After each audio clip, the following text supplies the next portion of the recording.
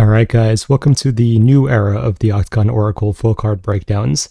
Now we have actual graphics and a lot more tools to use in these, so this is going to be fun. Of course, we're going to be breaking down Fight Night JDM versus Prates. The format is going to be a little bit different than usual. Because I want to make sure the algorithm is picking up on this stuff now, I'm probably going to start with the breakdowns, then do last week's recap, and then go back to questions and stuff for the remainder of the streams. So, while I usually do questions in the beginning, we're going to streamline that for now and probably get right into the analysis. I'm going to do the prelims without polls, and then I will bring back the polls for the main card. So we're going to start with Fawn versus Kody Steele. So starting with Fawn is primarily a grappler who tends to favor body lock takedowns. Everything he does is basically to time off his opponent's reactions. He's never really proactive in what he does. At range, he's going to use his speed to land quick teeps and jabs. Occasionally, he'll throw 1 and 2s and such. In the clinch, he's going to look for elbows repeatedly, and he's very creative with his timing. He will do like weird jump knees in the clinch and stuff like that, just going to try to catch you by surprise at all costs. On the ground, he's mainly going to just blast elbows until a back take opens up and then go for the submission from there.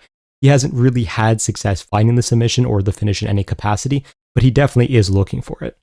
Defensively, on the feet, he's a little bit lacking. He keeps his hands down and tries to rely on his speed, which has worked for him so far, but against higher level competition, that definitely could be a problem. His takedown defense in the past was very bad. However, in his last fight, it looked like it evolved significantly, so it definitely seems like he's on the right path there. Moving on to Kody Steele. Kody Steele is, theoretically speaking, a credentialed grappler. In MMA, he's basically been a pure boxer, though. He hasn't really displayed the ability to get fights to the ground, despite shooting a lot of takedowns, so it's really hard to know how well his BJJ will carry over or not if the fight does hit the ground. Because of the fact that he isn't able to get fights to the ground, he's basically just focused on his hands on the feet with the occasional calf kicks thrown at range. If he's going to enter the pocket, he just slings his straight right as hard as possible and then kind of just hook spams and uses head movement to try to stay off the center line. His fundamentals are a little bit questionable, and his defense is it's kind of just the head movement as he enters, but because he has a ton of power and speed, he's able to get away with it at times. He is definitely durable, but generally speaking, you can tell that he switched to MMA not too long ago, and he doesn't really have the nuance of someone who's been on the sport longer. I feel like people are kind of in love with the concept of Kody Steele, rather than what we've seen of Kody Steele. Because what we've seen of Kody Steele is a not very technical brawler on the feet, in all honesty. Now, he did take a year off, so it is very possible that he's improved his takedowns and things are going to look very different now. But I have to give a prediction based on what we have seen, which is that he's probably not going to be able to get the fight to the ground, and on the feet, Fawn is a little bit more technical. So I am going to pick Fawn to win a decision here as an underdog, and I did not expect him to be an underdog. I felt like after the Rongzhu fight, people would have jumped off the Kody Steele train, but I guess not. I guess people are still riding with him, so we'll see what happens there. Alright, moving on to Jonathan Mikhailov versus Themba Gorimbo. So, Mikhailov is technically a grappler, but he has a ton of power with everything he throws on the feet. He is a southpaw, so he will spam round kicks to the body constantly because of that, then eventually use that to set up the round kick to the head. He will also try to explode in with the left hand, or if he counters, it's usually with wild lead hooks. His takedowns are much more body lock and throw oriented. He doesn't really shoot traditional singles and doubles and such. On the ground, he has ridiculously smooth transitions and submissions. The triangle he hit from the back take on Contender Series was very fun if you guys have not seen that. He is extremely strong, but he's a little bit slow, and that can definitely make him look wild on the feet because when he enters, it doesn't look the most technical, even if it is effective, let's say that. Moving on to Gorimbo. So, Gorimbo is definitely more of a wrestler. He's become somewhat well-rounded, I guess you would say. On the feet, he's going to throw a ton of round kicks, teep kicks, and then just spam overhand rights over and over. His punches are straight up just limited to the overhand right, and basically an harder overhand right. It's just how much he wants to commit to it at that moment. He's willing to basically shoot on anything possible. He'll take a single leg, double leg, or a body lock. And against more submission-heavy opponents, he tends to opt for the body lock so he doesn't end up in a guillotine. On the ground, he does definitely try to do damage, but he hasn't really done much successfully. So it definitely just still seems like intent, but not execution. He definitely seems to gas pretty hard if he tries to maintain a pace. Even when he was extremely dominant against Nico Price, he was still like dying in round 3. And of course, we saw last fight, even though his opponent did tend to gas harder than him, he still gassed and lost the third round and lost the fight because of that. So I think that Mikhailov may have a tough round 1 again, because he definitely takes some time to find his timing, and he's the slower of pretty much any matchup he's in. But I think that his submissions and his power are going to maintain later into the fight, and he'll eventually be able to lock up something. So I'm going to say Mikhailov wins by submission here, and he's really fun to watch. Like, even though Mikhailov definitely could technically improve, he's one of those guys who you know is going to like bring a fun fight regardless of what's happening, so I am excited for that one. All right, moving on to Ben Johnston versus Wes Schultz. So a heads up to anyone who doesn't know Ben Johnston. He retired a few years ago. He's coming back, and he's definitely on the older side, to say the least. So it's a very weird fight where they pulled someone out of retirement because they're in that region of the world. But to be fair, he is an interesting fighter. So starting with Johnston, he is a Muay Thai striker, but he has a very dangerous submission game, and most of his finishes are actually by submission. He does tend to just spam round kicks constantly. If he's striking otherwise, he tends to go with like single crosses, step in elbows, or step in knees. It's like very pure Muay Thai with nothing else added in on the feet. He doesn't throw any combinations really, and he just does not move his head at all. He has decent double legs, and of course he will just look to lock up the sub immediately if you give him any opportunity whatsoever. He stands very tall, so he has some trouble stuffing takedowns. He's fought a very terrible average quality of opponents. Most of them should have been like 2 weight classes lower than they actually were. They had very questionable records and so on, so it's very hard to tell how good or not he is because we just haven't seen him fight anyone good. So moving on to Wes Schultz, is a very chaotic, like pace-related style. He throws a lot of like unorthodox strikes from weird angles, and he will pair a lot of spinning stuff together. He will sometimes throw like multiple spinning kicks in a row. It's very strange to watch. He does have a lot of power in his hands, but he doesn't really set it up that well. It's just if he could land something because you're not expecting it from the weird angle it comes from. His defense is kind of garbage, but it is movement-based, so he does definitely get caught a lot when you just figure out how he's going to move because it is not very technical. He does kind of like flow into takedowns with his weird striking and then hunt for subs on the ground. He has a large variety of takedowns, but despite his flowing style, they're actually just very poorly set up, so a lot of people stuff it fairly easily. Now, even though I have a pretty low opinion of Wes Schultz, we haven't seen Johnston fight a half-decent opponent. Like, we at least know Wes can fight like, high-level regional scene. We've only seen Johnston fight low-level regional scene and not even look that good in some of the fights. So I have to pick Wes Schultz here as another underdog, which is surprising to me that I'm actually picking him in any fight, but it is what it is. I mean, that's all you can do when you're given an opponent who's like 36 years old and hasn't fought in years. All right. Moving on to Colby Thickness versus Vince Morales. So, Thickness is pretty much a pure wrestler and grappler. At distance, he's basically just going to throw out a bunch of kicks and like the occasional punch, but it's very obvious he is just only looking for the takedown. He will just reach down constantly for it. Typically, he's going to shoot on double legs, but he is comfortable chaining into pretty much anything else, which is how he ended up getting the takedowns in his last fight. If he ends up in the clinch, he will try to focus on the knees from there, but he is generally going to reshoot. On the ground, he does want the submission, but he'll use ground and pound to try to open it up.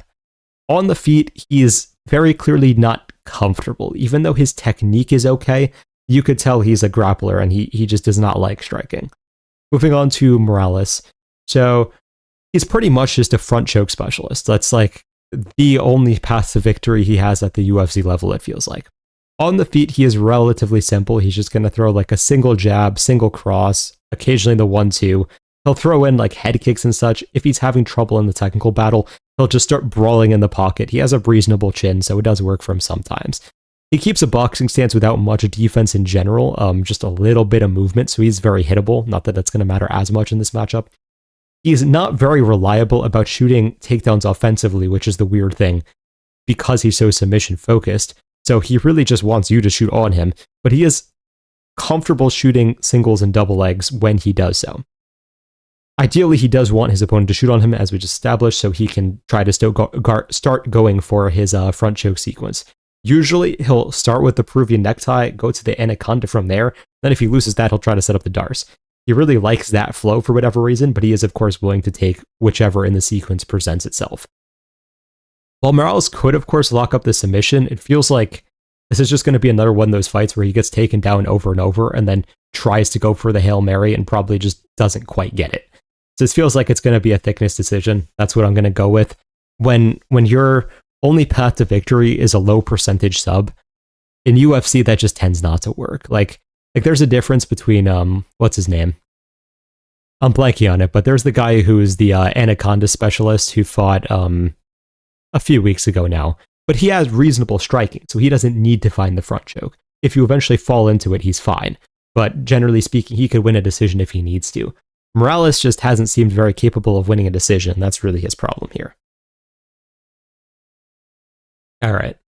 Moving on to Jacob Malkoun versus Gerald Meerschaert. So Malkoun is a chain wrestler with decent grappling. On the feet, he pretty much just spams jabs. That's really all he does. Occasionally, he will follow up the jab with the cross, but he usually doesn't. He likes to shoot in on single legs and then wrestle from there. His threat on the ground is mainly elbows. He doesn't really go for submissions in general, and that summarizes his entire game. Like there's no nuance beyond that. Moving on to GM3, he likes to use body kicks to try to set up his takedowns. At range, he will focus on the 1-2 a lot. He will let you take him down and then try to reverse position from there. He used to shoot a lot on single legs. For some reason, he shifted to trying to use more double legs recently. Generally speaking, he just wants to go for late submissions. If you burn your energy out, then he will punish you late in the fight. But if you don't, you can usually just cruise to a decision. So realistically, I mean, yeah, Malkoun is minus 1200 or whatever he is for a reason. So I do have to pick Malkoun here. I do think, unfortunately, he's going to get the TKO. Obviously, I'm always rooting for GM3 as he was like one of the earliest UFC fighters to follow my page. But he's getting old. He's not the same guy he used to be, unfortunately, and I don't really see him winning this fight. All right, moving on to Junior Tafa versus Kevin Christian. So, Tafa is, theoretically speaking, a high-level kickboxer. He uses his jab and teeps at range a lot. In the pocket, he'll start using overhands and a variety of other looping shots. He did well in striking at heavyweight, mainly because he's so much faster than his opponents. He still does seem to be on the faster side of light heavyweight as well, but I don't expect the advantage to hold up as much there.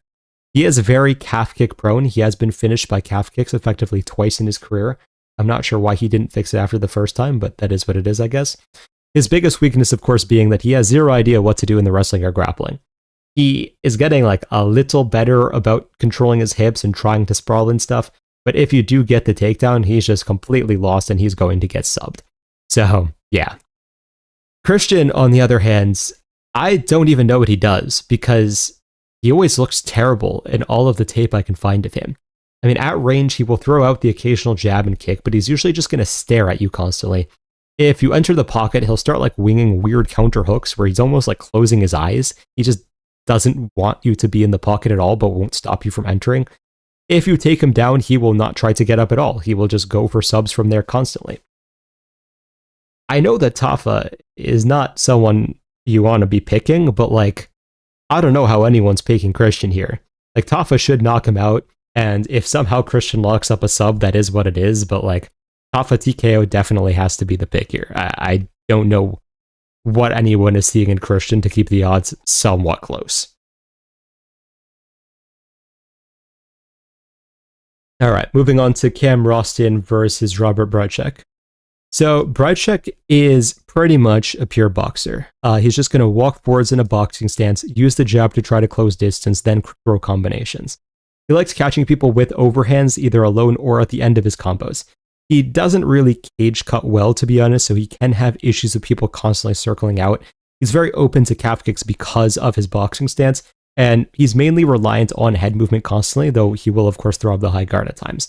He definitely can be picked at with single shots, which is how we saw him lose his debut. Rowston, He started off as a grappler, but he's kind of evolved into a solid striker. He has a ton of length for his weight class, and he calls himself the battle giraffe for a reason, of course. He starts out fights by using his length to throw a lot of kicks and pump the jab. He'll look for the cross over the top once it opens up, but he usually won't do that too early in fights. He is also quite vulnerable to calf kicks, and he can be vulnerable against blitzes because he seems to have no idea what to do if someone gets in the pocket. He's definitely showing evolution with his check left hook as well, and he was able to finish Petrosky with that. Now, this is an interesting fight because Bryczek in his debut, I think he was injured and just didn't want to say anything because he looked terrible. And I watched his tape before that, and of course in the Tavares fight, and he looks like a completely different fighter. So I don't want to evaluate him too much off of his debut. That being said, I do think Rowston is probably going to be able to pick at him from range for a lot of this fight because Bryczek doesn't really blitz in, he just tries to slowly pressure, and maybe he lands the overhand eventually. I would not be surprised by any means. But this feels like a fight where Rowston can kind of just circle on the outside, pick at him, maybe find a takedown now and then, and just do enough to win a decision. So I'm going to pick Rowston by decision here. I don't think he's going to find the finish as much as the odds seem to think he will, though, so we'll see what happens in that regard.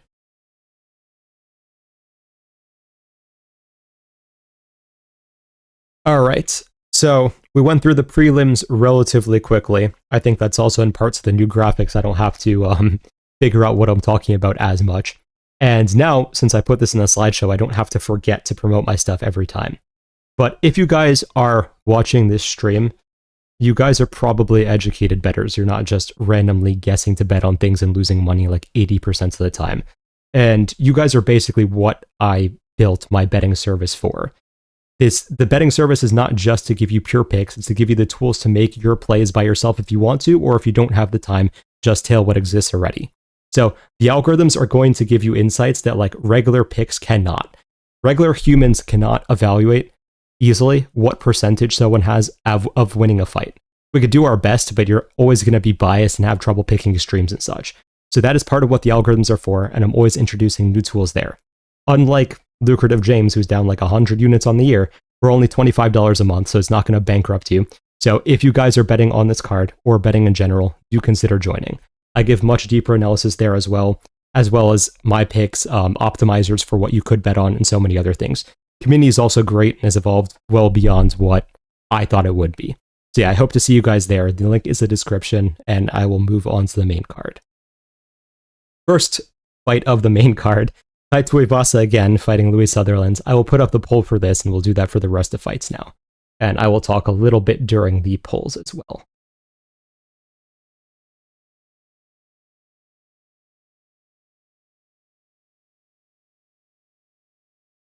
All right, poll should be live.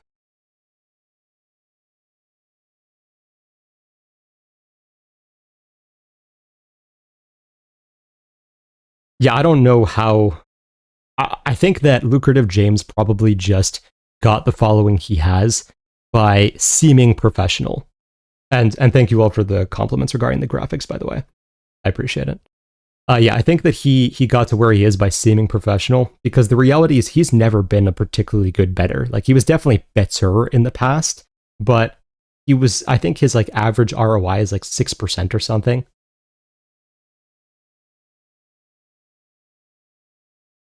Tie last 5 fights on the graphic.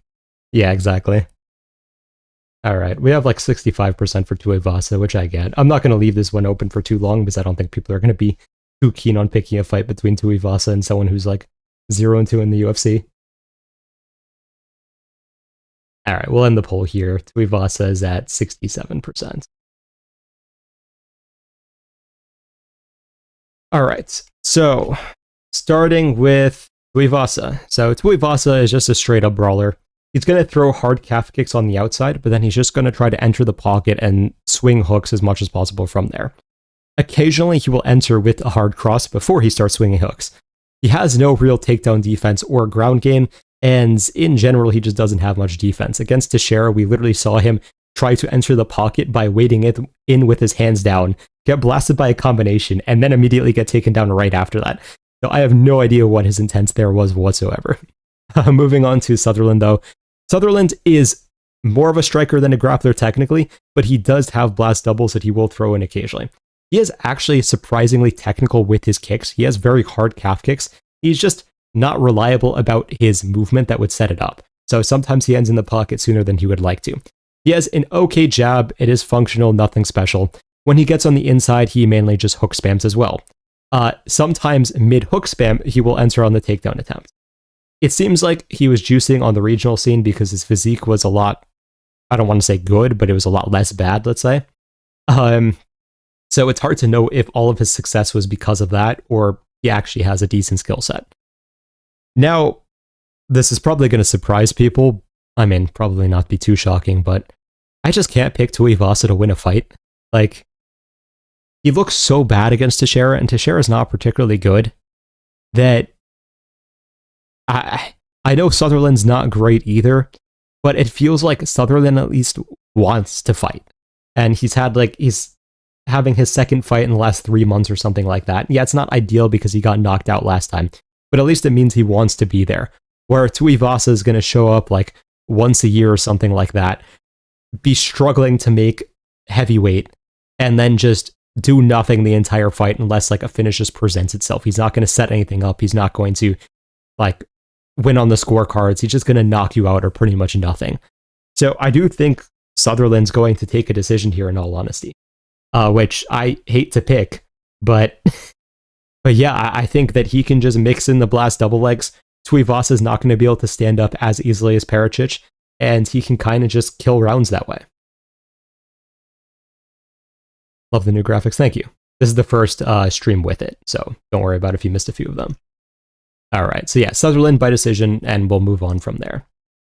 Alright, Shamil Gaziev versus Brando Peričić. I will put up the poll for this.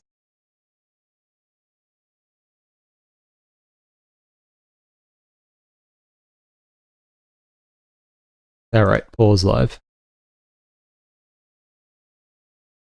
The Shui. We'll see if he can get it back. Louie ground and pound TKO money. That's also possible. Tuivasa is just very durable, so I'm not sure if that can happen. That's high weight cut edits go hard though. Fair. I had an actual camp for this one. Maybe he'll have made the improvements. We'll see. I just can't pick him. Alright, starting with 77% for Peričić. We'll leave this poll up for like a minute and a half, but it seems like it's going to be a pretty straightforward one. Why is the Blob not a bigger underdog? We'll get to that in a second. A Tuivasa decision based on experience. If Tuivasa wins, I think it's probably by first round TKO, honestly speaking. Doesn't Ty train in a Planet Fitness? He was for a while. I think he started training with Jack's camp for this fight, I think.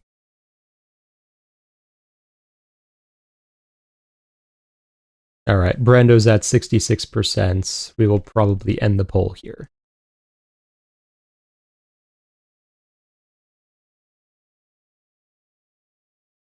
Alright. Starting with Brando Peričić. So Peričić is a kickboxer who transitioned to MMA. He is very striking focused, of course, but he is willing to shoot takedowns unlike other kickboxers, which is very interesting in my opinion. He's overall a relatively technical striker, and he does land clean a lot of the time. The weird thing about it is maybe it's just like the kickboxing style that he started with, but he doesn't always like transfer his weight fully when punching. So he ends up with more arm punches than you would expect, which is why a lot of his finishes end up being volume finishes rather than like one punch knockouts. So he'll often like land 3 punches that looked like they should have chinned someone, and they actually won't do much in all honesty. He'll throw jabs and teeps at range and then try to work into the pocket with combinations from there. His takedowns are sometimes a little bit ill-advised in all honesty, because he will rock someone pretty badly, then decide to clinch from there and go for the takedown, so I don't know what that is in all honesty. His lone loss is a submission, and he has been slightly slow to defend takedowns at times, so that could definitely be a concern at some point. His defense mainly revolves around just fading backwards, so he could get caught by combinations, and we did see that when Sutherland did just start swarming and like winging overhands, he did actually rock Peričić somewhat badly, so that is definitely a concern. Moving on to Gaziev. Gaziev is a high-pressure striker. He does have a lot of power in his hands, even though he tends to throw more volume. He does try to keep his hands low and then just wade into the pocket with overhands and hooks from there. He will throw a lot of volume if he has you hurt. He will just start spamming until you are unconscious or until he just dies of diabetes. He has wrestling in his back pocket. It is mainly just blast double legs. Peterson got the takedown on him fairly easily, so he does definitely have questionable takedown defense, but he was able to get back to the feet.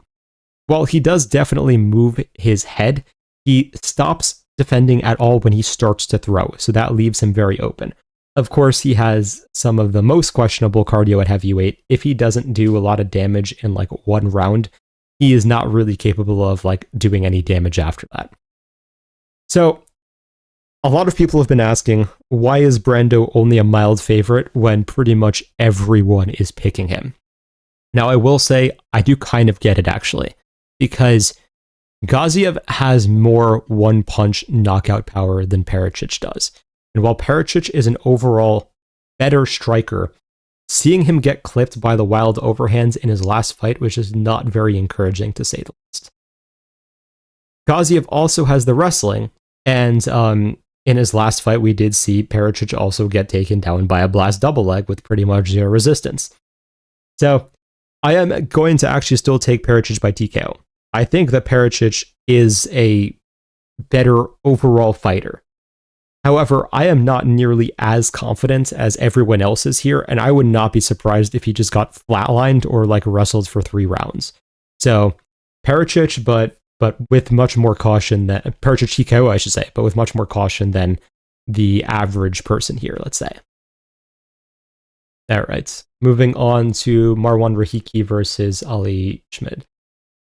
So, I won't lie, this matchup just seems disrespectful to like everyone's intelligence, if you guys get what I mean. Like, this isn't even worth breaking down. Like, for those of you who don't know, Ollie Schmid is, I believe, 4-2 right now, and just should not be here. He was just brought out to get knocked out by Rahiki. So this doesn't deserve an analysis. I'm just going to say Rahiki by TKO, and we're going to move on from here. All right, moving on to Tim Elliott versus Steve Erceg. I'll put up a poll for this one.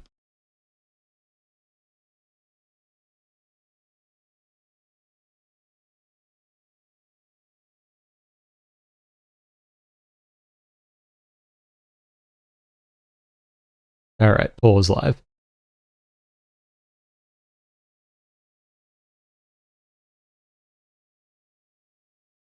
Erceg starting out at around 80%. I wonder. Loki think Gaziev got it. I wouldn't be surprised.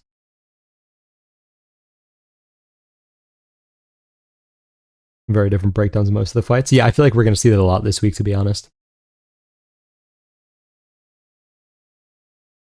Erceg via TKO is sneaky. I mean, I believe that Elliott's never been TKO'd before. I could be wrong, but Erceg being minus 198 is crazy. We'll get to that. Erceg is still hovering around like the 70-ish% range. I'll close the poll soon when it hits like a little over a minute. Alright, we'll close the poll here. Erceg closed at 7%. So I'll start with Elliott. So honestly, on the feet, I don't think even Elliott knows what Elliott is about to do, so it's very hard to break down. I will say that on the outside, he tends to just kick a lot while changing stances constantly. He has very strange movements, and as the fight progresses, he finally starts to use his hands a little bit more. He will like use his erratic movement to try to set up like counters in the pocket with hooks or overhands, but it's very hard to understand exactly what he's going for. He uses his erratic movement to get his opponent to chase, and then he'll shoot his takedowns from there. He tends to prefer blast doubles, but he is fine generally going for anything. On the ground, he wants to work towards a sub, but he is fine just controlling you for as long as he needs to. It's hard to say more about Elliott because even though there's a lot of tape on him, he just does whatever he feels like, and it's fun to watch, very difficult to break down. Moving on to Erceg. Erceg started off as a grappler, but he turned into more of a striker in the UFC.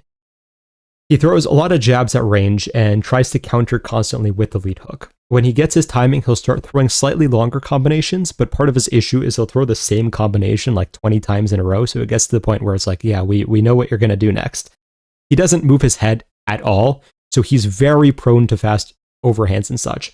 One of my best real upset predictions of all time was Kai Kara-France to knock out Erceg, because of the fact that Kai Kara-France is so focused on overhands and Erceg just doesn't defend them at all. But anyways, Erceg will shoot on singles and doubles, and he does have solid control on the ground, but in the UFC, his wrestling has not been that dominant. It's really been his anti-grappling that has really stayed present. So when Erceg opened at minus 400 or whatever it is, I was like, okay, that's ridiculous because he hasn't really shown that he could win at a high level in the UFC. Now, a lot of people take the Pantoja fight in isolation to try to explain how good Erceg is. I think the reality is that, first of all, it's a really bad matchup for Pantoja because Erceg's anti-grappling is very good, and Erceg is very technical on the feet, and he's not someone who's gonna get overwhelmed by the pace of Pantoja.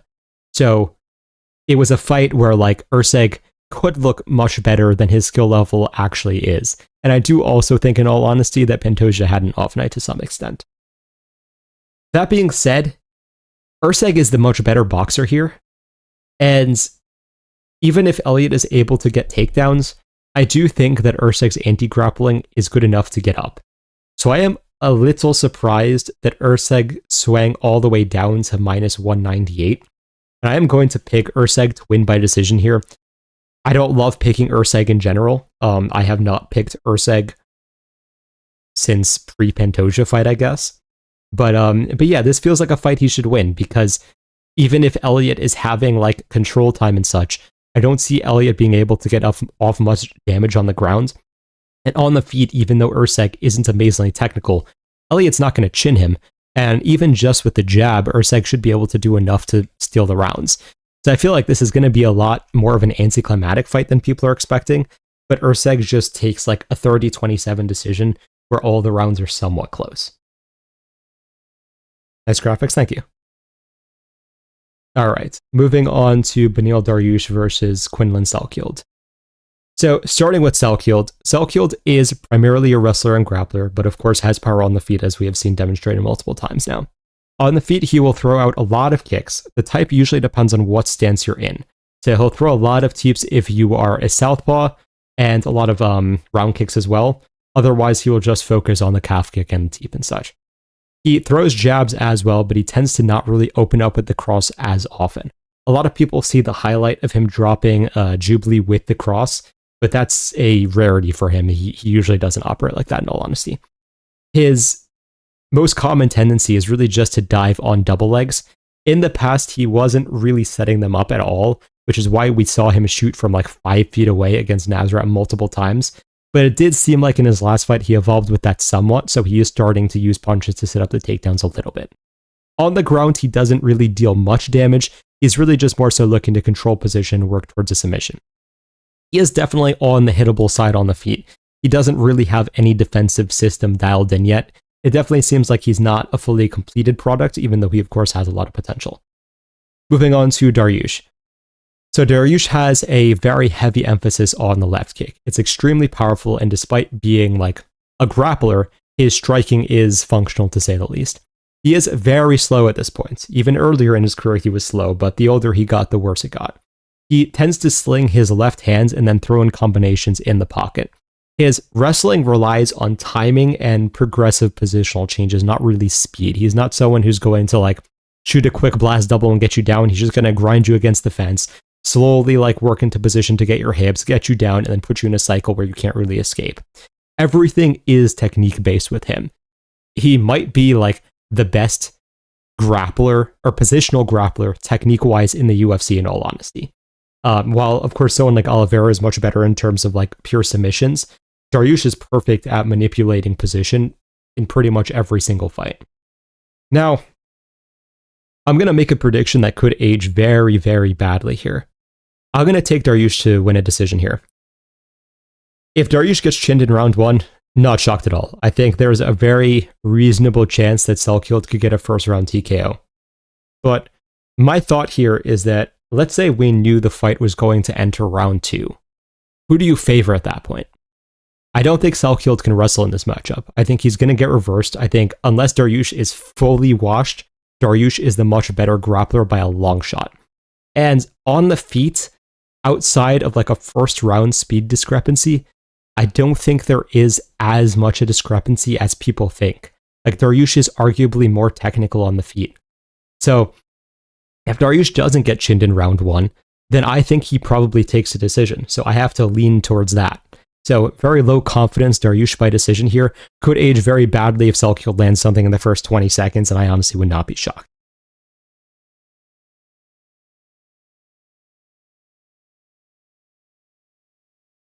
All right, moving on to the main event. Della Maddalena versus Colors Prates. I'll put up the poll.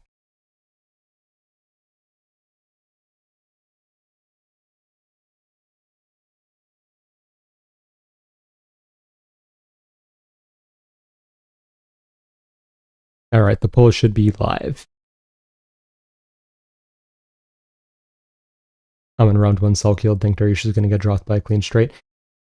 Realistically, I mean, if you join the betting service, I'll talk about how I'm betting it a little bit more. But there are ways to bet both sides here, I will say that. Salkilld via glove touch DK. It's possible. Quillan is good, but people are really overrating him. Yeah, I agree. What do you do for your custom ranking skill? Okay, so the custom rankings is algorithmic. So it is not my opinions or anything like that. I have an algorithm that basically ranks where people should be at based on their accomplishments. Now, there is a little bit of an issue here, which is that it's not necessarily factoring in retirements yet, so I have to tweak things a little bit. But it is much more accurate than the regular rankings, in my opinion. Very 50-50. We have 53% for Prates right now.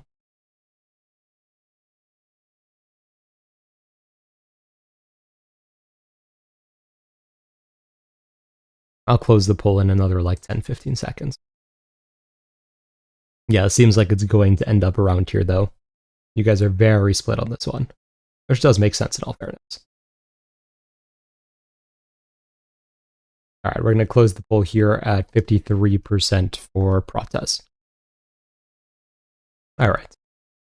Starting with JDM. So JDM is, of course, basically a pure boxer. He keeps up the high guard constantly when he's not fighting a wrestler, and he's going to throw out the jab, a few calf kicks get his range, then he wants to explode into the pocket with combinations. He tends to use a lot of in and out movement, and will mix his targets mid-combination to make sure that you can never defend effectively.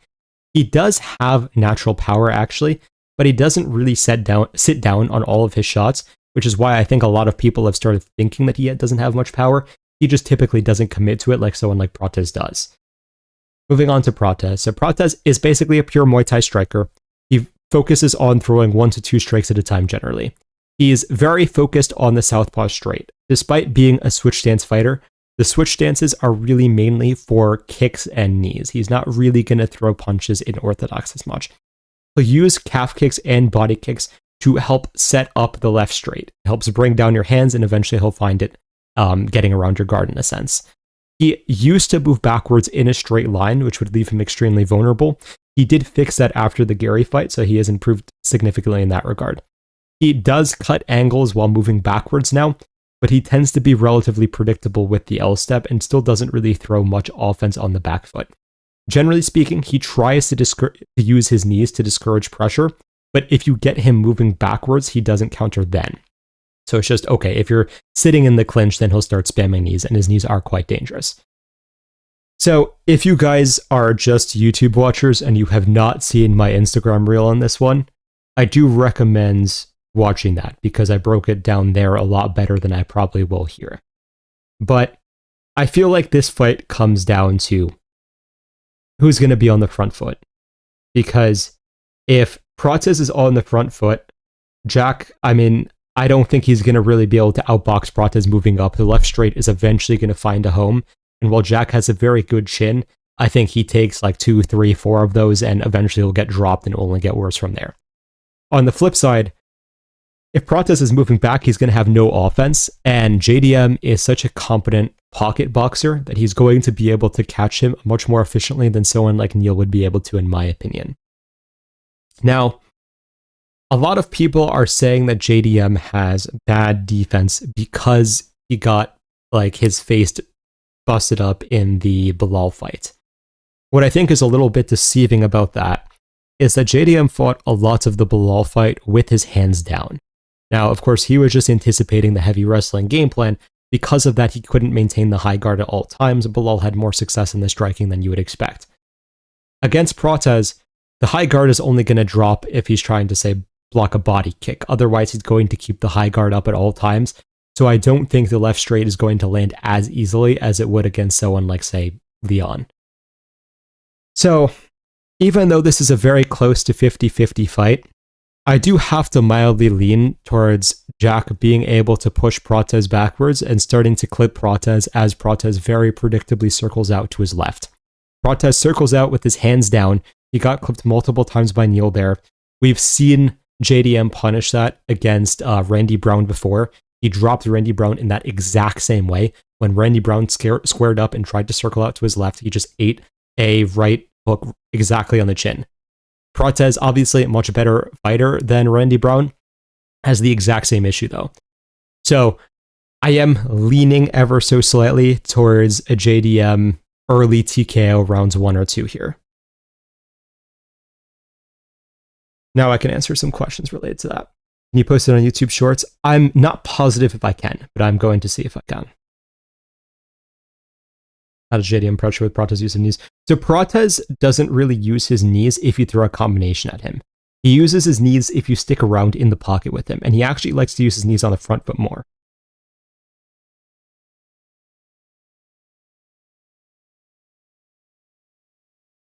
Prates' reads won't be good enough early to land a knee up the middle. Yeah, I kind of agree with that. Prates has to KO him, JDM just has to survive. So I'm not 100% sure I agree with that narrative. I think that if you're JDM here, you want to end the fight quickly. Because Prates, I don't think it's going to be a fight where it just takes one, but he obviously has the power advantage and you don't want to give him the opportunity to land it. You get to rounds like 4 or 5, okay, yeah, he's a lot less likely to put you out, but I don't think you really want to give him rounds 1 through 3 to try to land something to change the fight significantly. So if you're JDM here, I do think you pressure early and try to put Prates out. How will JDM find his jab if Prates is southpaw with his long range? So a lot of people have talked about JDM needing to find his jab. I actually don't really agree with that being a necessity, because even if he used his jab in other matchups, it doesn't mean here that he's not going to be willing to just trade in the pocket. It's like styles make fights ultimately. Do you think JDM has fought anyone with Prates' speed? Feels like all his opponents are slow. I don't think that Prates is especially fast in all honesty. I think he's very technical with how he throws offense, but I don't think he's ridiculously fast. What's her welterweight rankings? So the rankings, I kind of explained it earlier a bit, but they are not derived by me. I have an algorithm that's basically generating the rankings based off what they should be. There's a little bit of an issue that it's still factoring in people who are retired, but beyond that, I feel like it's a lot more accurate than the actual official rankings. Can you explain how Prates KO'd Leon? So I do have a reel going over that in better detail, but basically Prates was able to pick up on how Leon defends. I think it was, I'm forgetting if it was the hook or something else, and Prates basically feinted it, stepped to the side, and then went around how Leon would guard it and caught him there.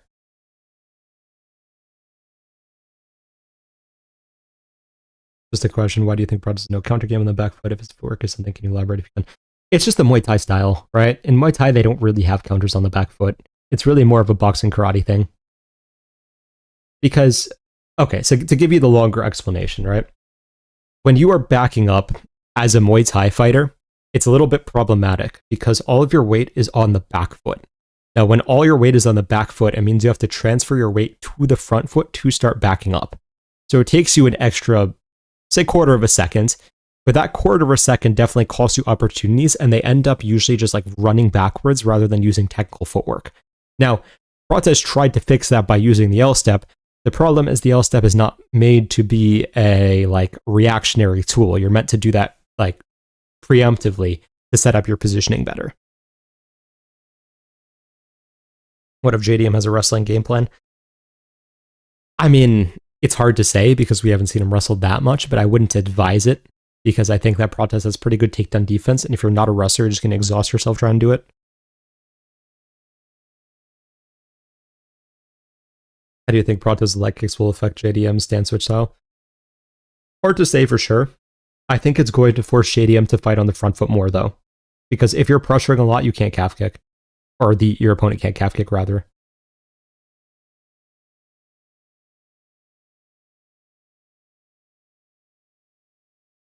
What are the current rankings? I'd have to check. I don't have the full thing like plotted out. The graphic generates just what I tell it to. It doesn't have the full rankings, so. I might do them as an Instagram post at some point, though.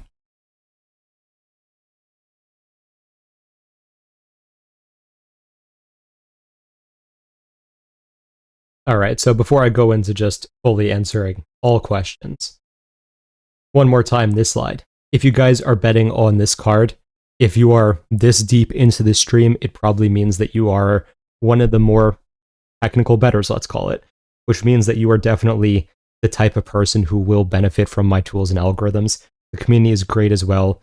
Unlike people like Lucrative James, we're only $25 a month. You can just tail the algorithm if you want to. Strat 3, which is the newest algorithm, is out and is performing very well so far. You can also use the percentages and the other tools to help make your own bets. So I do hope to see you guys there. The URL is, of course, here, and the link is in the description of this stream.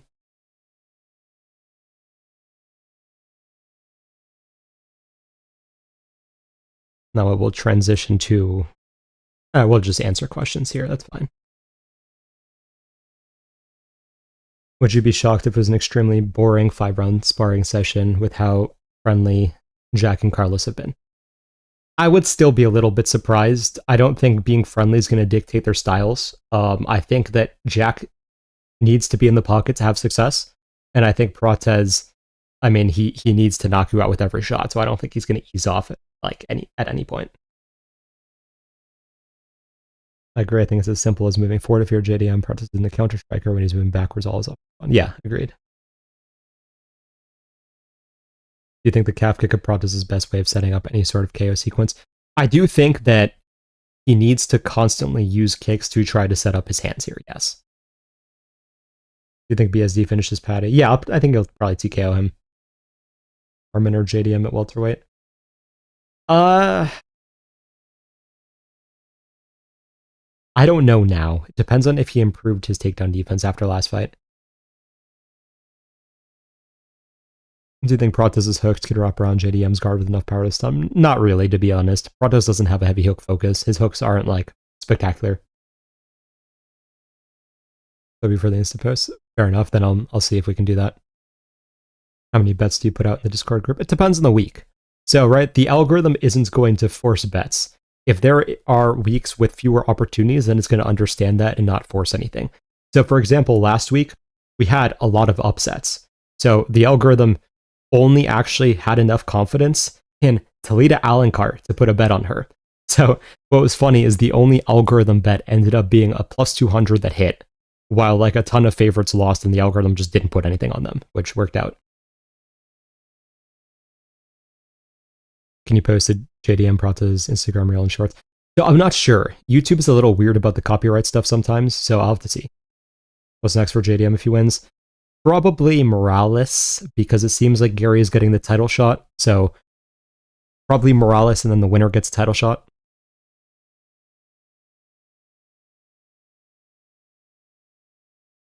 How many units are you up on this year? Personally, or like via algorithm? Because those are all different things. Random question, do you think Prime GSP could have beaten Carlos Prates? I would pick GSP against Prates, yeah. DDP versus Usman, such a dumb fight to make, no? I mean, to be fair, like, in Usman's position, you're probably not going to get a welterweight title shot soon. And you had a controversial close fight with Chimaev. So why wouldn't you try to get the middleweight title shot first? Like, it does make sense to me, kind of. Love the new graphics version. Have a good one. Hilton Johnny Walker versus Della at heavyweight for UFC Serbia. I'd probably pick Johnny Walker, but I'll have to do tape. Who beats Chimaev middleweight, light heavyweight? Light heavyweights. I think Yuri is a bad matchup for Chimaev at light heavyweight. I think Alex would have a reasonable shot as well. What are your thoughts on Tom Nolan and Ziam? It's closer than everyone's expecting with how dangerous Tom is everywhere. I mean, okay, so Tom follows me on Instagram, so like, I hope he does well.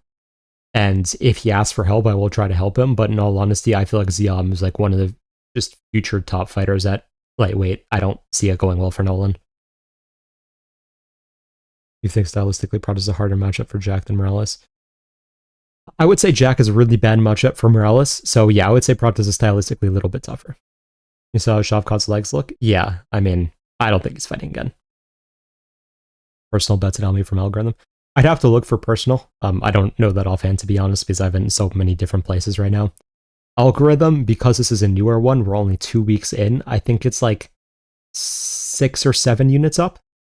One thing I've realized, though, the longer I'm in the betting space, is that units are kind of bullshit, because it just depends on how much exposure you put on everything. What like a better measurement is ROI, but a lot of people don't really know that. Hey, Oracle, we're still doing card recaps at the start of streams. I'll be doing them at the end of streams now.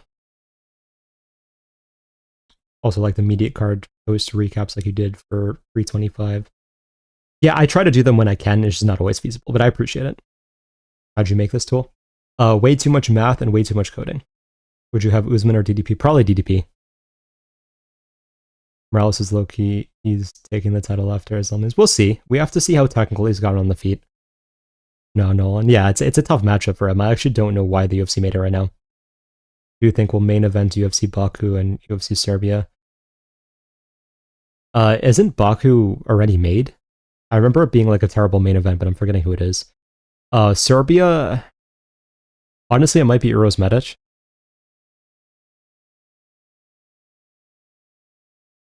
Are you more profitable than the algorithm? Yes.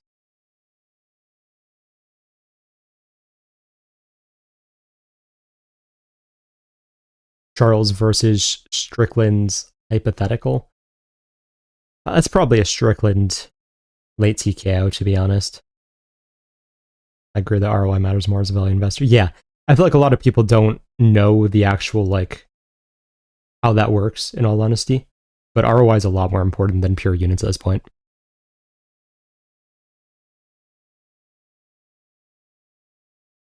Do you think that Erceg beat Pantoja? No, I had Pantoja because a lot of people scored that off of blood. But reading the scoring criteria, even though blood factors, I feel like that falls into cumulative impact, not immediate, unless it's like obscuring your vision or it's like making you bleed out or something like that.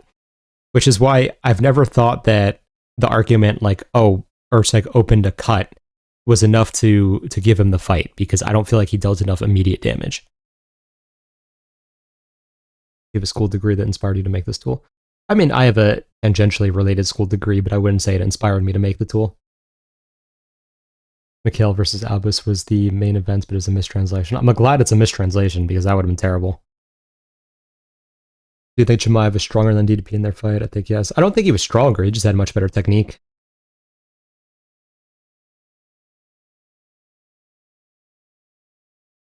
Torres is fighting Fazeev, and Lejacek is fighting Abus. Yeah, it's... I mean, Torres Fazeev is going to be fun, to be fair. But hopefully, as the previous person is saying, that's a mistranslation what the main event is.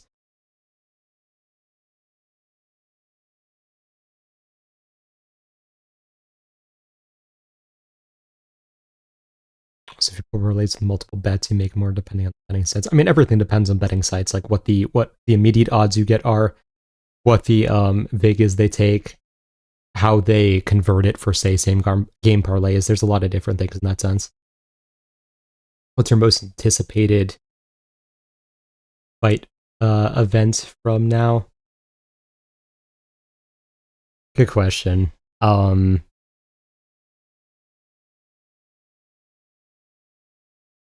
I mean, Torres versus Fazeev is one of the fights I'm really looking forward to. I'm not sure if there's a main event I'm like terribly looking forward to.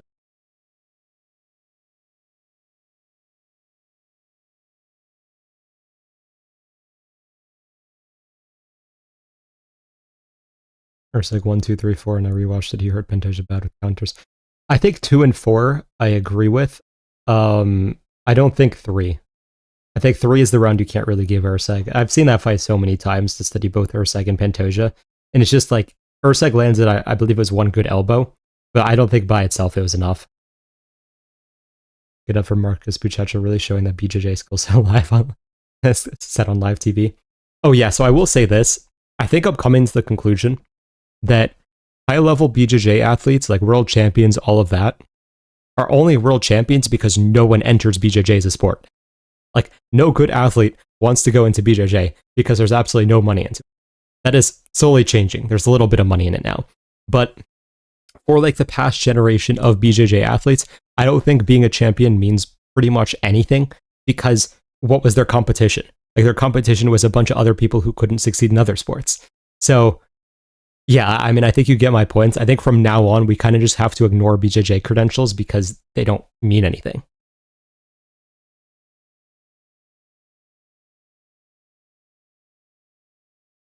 Rufy or Max? At this point, I'd probably pick Rufy. Is there a chance this fight goes similar to Prates versus Neil, Southpaw boxer versus Prates? I mean, I expect it to look similar in some regards. Do I think it's going to end the same? I mean, obviously, I'm technically picking JDM here, but it's possible.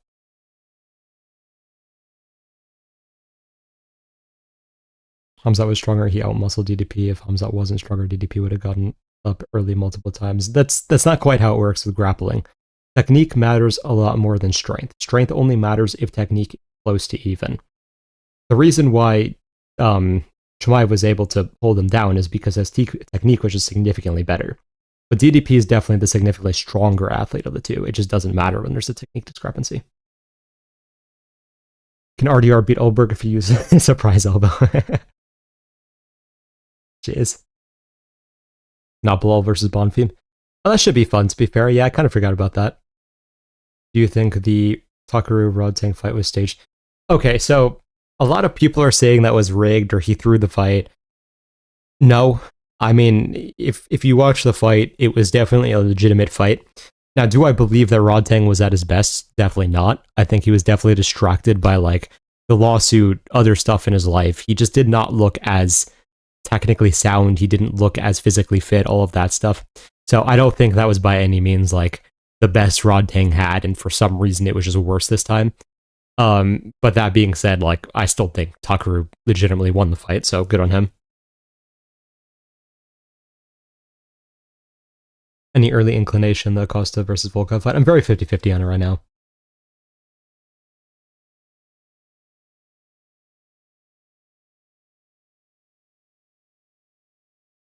On the side I use, if I bet all underdogs and put $1, expecting a $440,000 return, that ain't happening. Nearly happened once there. How do you think Nicky Rod does it in UFC? Not great. How do JDM and Prates do against Strickland? I think that JDM has a better chance against Strickland than Prates does, because I don't really see Prates catching Strickland, to be honest.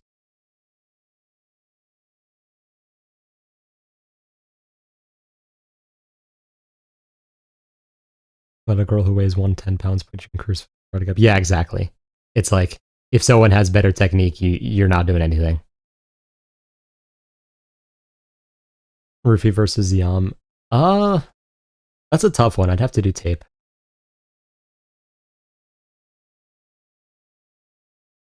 Chanko versus Jubilee. I might honestly have to pick Jubilee.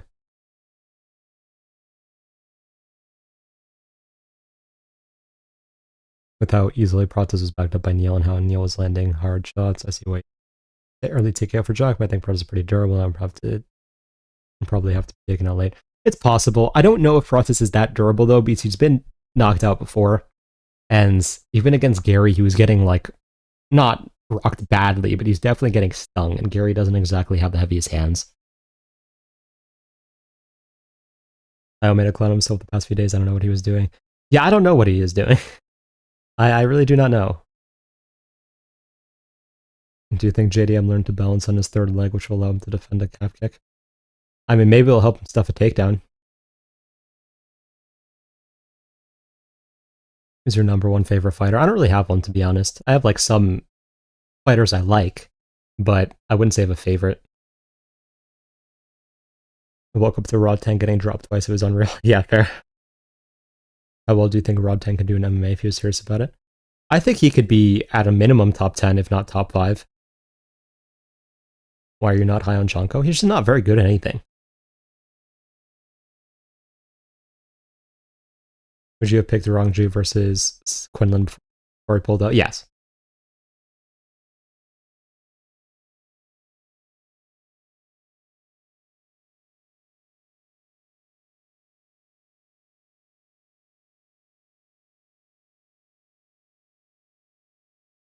Yeah, I mean, I don't know, I think Jonko got a bunch of hype because of the memes, but he is not a good fighter. Like, he got dropped by a fighter you should really not be getting dropped by, and looked very unimpressive the rest of the fight. And even against, like, regional cans, he's looked very unimpressive. He's just not good.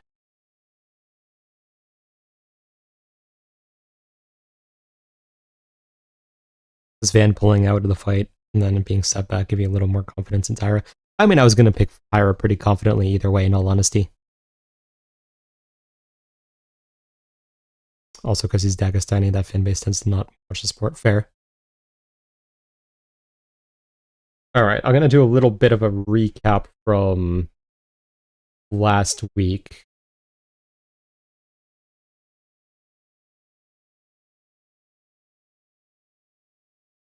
I don't have the thing set up to show it on screen, unfortunately, but I'll just read it out.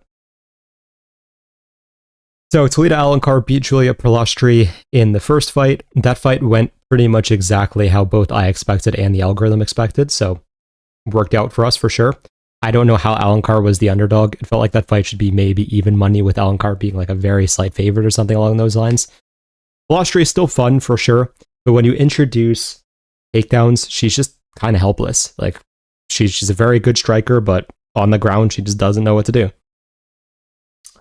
Victor Valenzuela versus Max Griffin. Valenzuela looked fairly good. I feel like he could have put in Griffin away if he just picked up the pace a little bit at times. I think that Valenzuela is one of those fighters who's like just not clean enough to be good, even though he's reasonable. But like, we'll see what he does next. Maybe he can improve. I feel like he definitely made steps up from his Contender Series fight. Francis Marshall versus Lucas Brennan. Kind of terrible. I know on paper it was dominant for Marshall, but I mean, I feel like he was given Brennan to create a highlight reel finish and just get a push. And then he just laid inside control for 10 minutes. So, not very fun. And I don't feel like he did what he was supposed to do.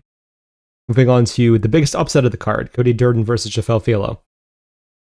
Okay, in hindsight, this is one of these fights that's not terribly shocking.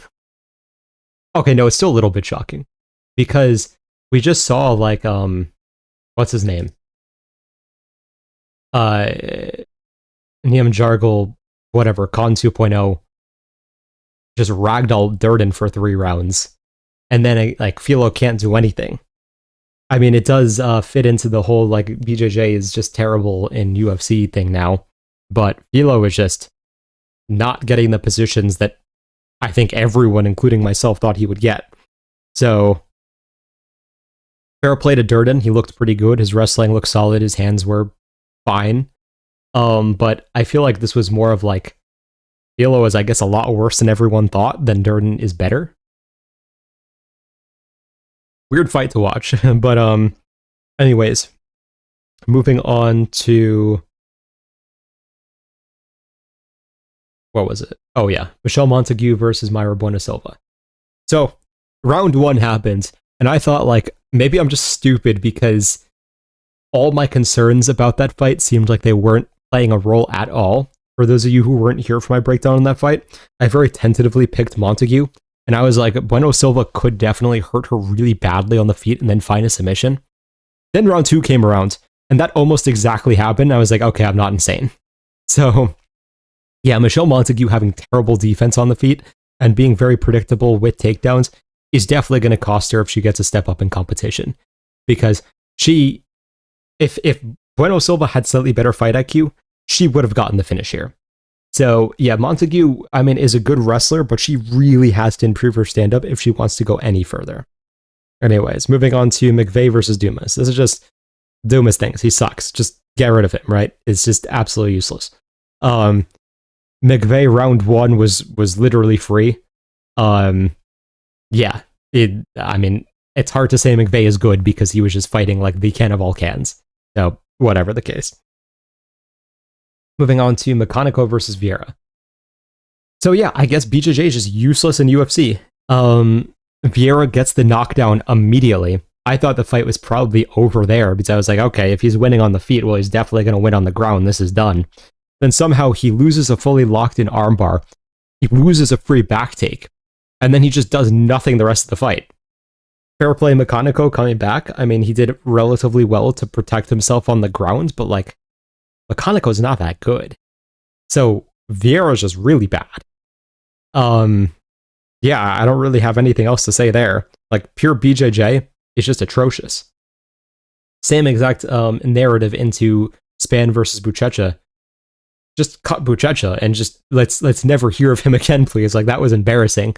He had Span down, and even what's his name? Krylov sub-Span from that position. And Buchecha couldn't do anything, tries to go for the back take, falls off like embarrassingly. You know, what are you doing?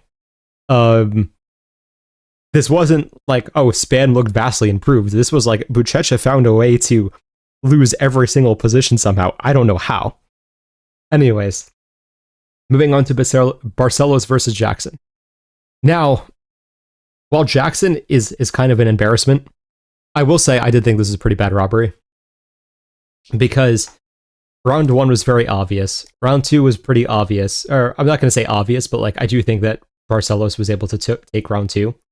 Then in round 3, Jackson was, even though the numbers are close, Jackson stung Barcelos multiple times on the feet throughout round 3.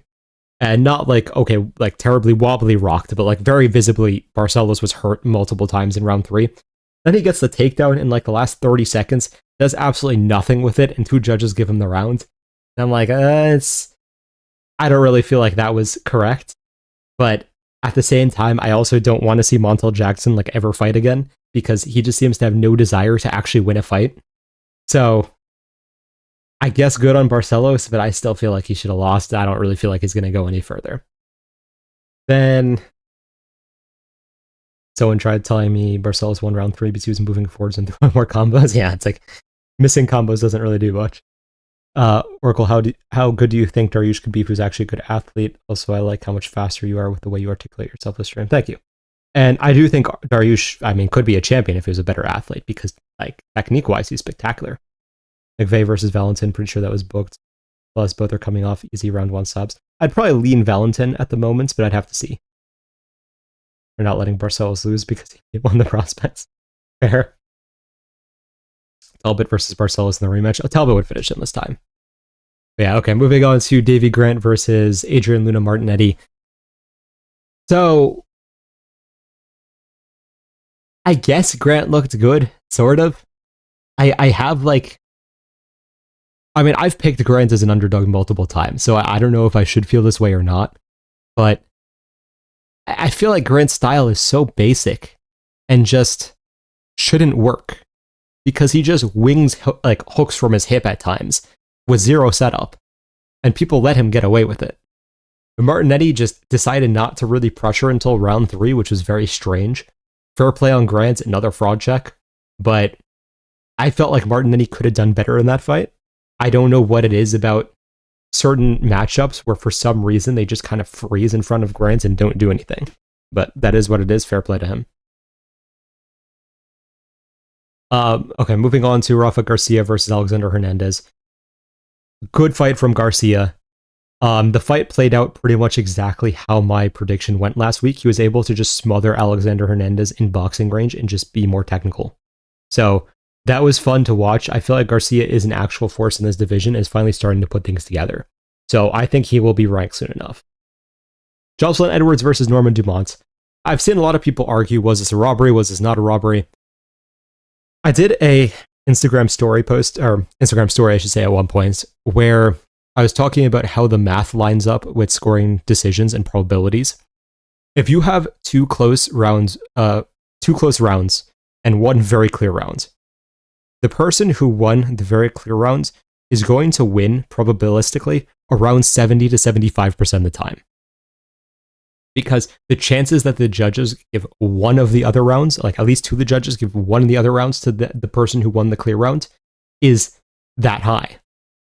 So even though I technically very, very barely scored this to Norma Dumont via like just edging rounds 1 and 2, I mean, you can't claim like robbery or anything like that because they were basically coin flip rounds. And round 3, the only very obvious round, was won by Edwards. So, not a very impressive fight from either of them in all honesty, but in fairness to Edwards, she did take this on short notice. I did feel like Dumont could have and should have done better here, but she didn't perform, so that is what it is. Edwards will take the ranking. Main event, Sterling versus Zalal. I mean, John Silva would just knock out both of these guys on the same night. It was just like, well, I'm not going to say it was a boring fight, it was fun. I wasn't very impressed by either of them. Got my prediction right, Sterling by decision. I feel like Sterling should have finished him multiple times throughout this fight, and he decided out, and I forget if it was round 3 or 4, to slam himself into a guillotine. I don't know what he was thinking, and he almost got finished off of that. So that was really, like, sometimes you watch fights with theoretically high-level UFC fighters, and you question how the hell they got here. And I know Sterling is a good fighter, right? Like, of these two, obviously, like, he has the accomplishments, he is a good wrestler, he's a good grappler, he has a striking. His decision-making at times is so wildly bad, I just don't understand it. And then Zalal was just pretty much outclassed everywhere besides getting that guillotine attempt. So, on paper, good performance from Sterling. I don't really see him winning another fight at this level, though, because he just makes too many mistakes. And especially with more finishers coming up through 145 now, those mistakes are going to cost you the fight. Zalal still on his oh, I took Elliott to a decision. Huh? Yeah, apparently. He was not impressed by their performances. Yes, I was not. John Silva mentioned, yes, finally. But Dumont clearly won round 2. Edwards was missing 70 punches.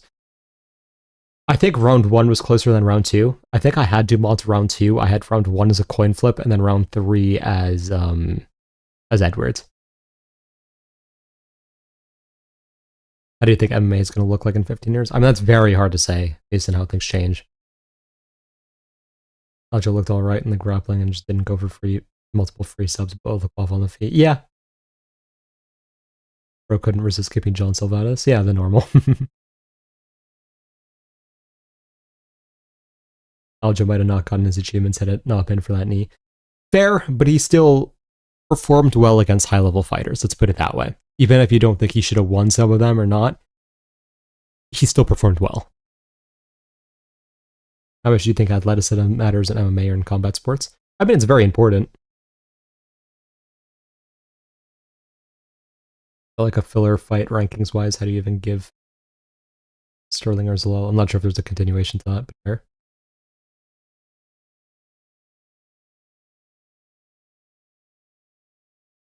I don't know what question you're referring to about John Silva. You'd have to repeat it. Morales would be 38 in 15 years, right? I don't know his age, but maybe.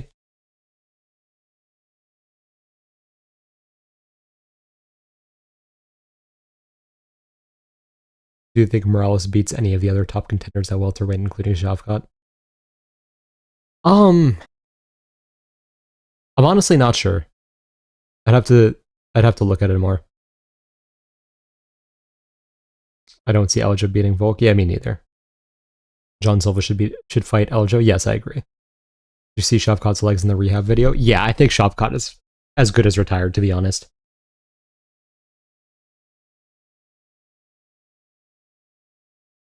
I would have loved to see Morales versus Shavkat. Yeah, me too.